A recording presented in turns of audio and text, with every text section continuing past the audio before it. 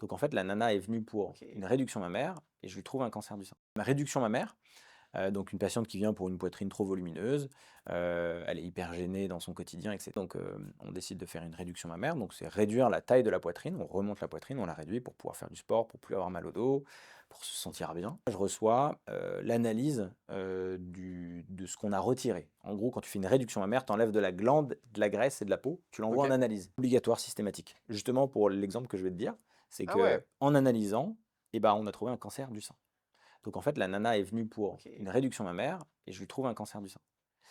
Et là, on change un peu de domaine, si tu veux. On se dit: «Bon, bah, là, on a découvert un cancer du sein», donc moi, j'appelle la patiente. Oula. Surtout qu'on a fait une imagerie avant pour voir s'il y a pas de cancer avant d'opérer. Donc l'imagerie était normale, je l'opère et on découvre fortuitement un cancer. Et dans la chance, d'une certaine manière, qu'elle a, c'est que le cancer qui a été découvert est un cancer assez, localisé. Donc en fait, j'ai traité le cancer en enlevant, l'excès de sa poitrine. Donc c'est ce que je lui expliquais.